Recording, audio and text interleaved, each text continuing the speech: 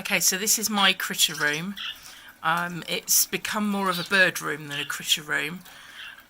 I now have nearly all of my birds in here, rats and mice live in here. This is my teal's cage. And then the cage on top is where I keep some plants that need to be protected, let's say. I've got a roping system. These are absolutely amazing nets. They're magnetic.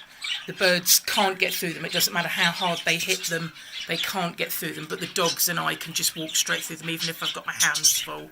So they're really brilliant.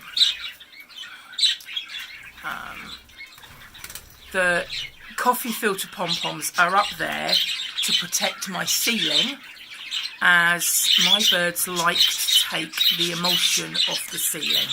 So up on top of the budgie cage, we've got a large mirror, a grass plant and some just bits and pieces for them to play on. There's a few of my budgies up there. There's two of my linnies. They're my two new linnies, those two. The budgie cage is a double 6 foot by 3 foot that my husband and I joined together. And there's a cage inside, which is where I feed them. So if I need to trap anybody for medication or anything like that, they're quite used to being in that small cage. Okay, so toys on top. As you can see, I've got this roping system that goes around the whole room. And they've got loads of toys and things to chew and destroy and play with. There is a little bridge system. I don't ever open the big doors unless I'm going into the cage.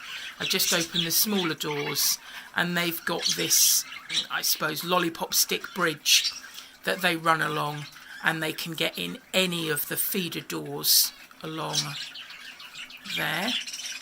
And then here we've got a bath for them.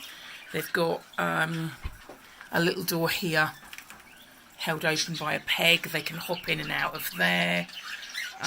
Again, I've got one of those magnetic nets on my window, so when it's warm in the summer I can leave the window open, but they can't get out.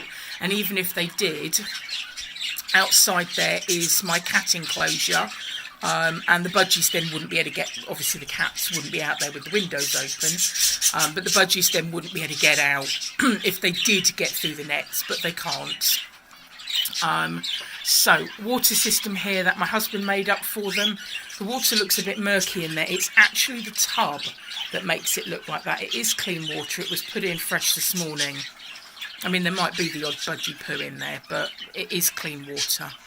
And they really like that, although none of them are clearly playing on it at the moment. Then there's my rat, Poe, who is...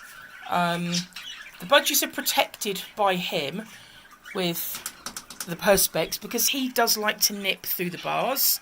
And then beneath those are my two mice. Female in the top, male in the bottom. Then we've got... 3 little houses. The budgies like to play in those and investigate. The paint is all non-toxic, so if they chew it, which they've chewed the flower in the blue one, but we've not had any issues. They love the rattan cat hutch. They like to eat that. And then there's a bird light box there for the finches. That's my finch colony. And they're in another one of those 6 foot by 3 foot cages, but I've just laid it on its side. And I just have newspaper in the bottom, which I change out daily. And they don't make a massive amount of mess.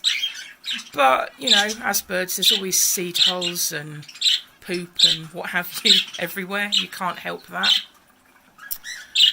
There's a couple of, oh, just one of my teals. That's Spike.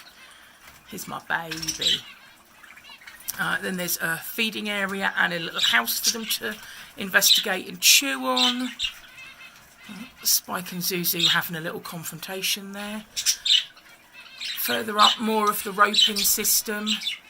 It goes across, all the way across there, with a spiral down and that is where my Linnies live, in there. They love the hamster wheel. They're quite often on that, and they adore the Slinkies. And then there's my food shelf. Everything's clearly labelled, so if I'm not 100%, or you know, I'm in bed or I'm away, my husband can feed the animals the right food rather than giving the parrot hamster mix, which has been known to happen. And that is my room.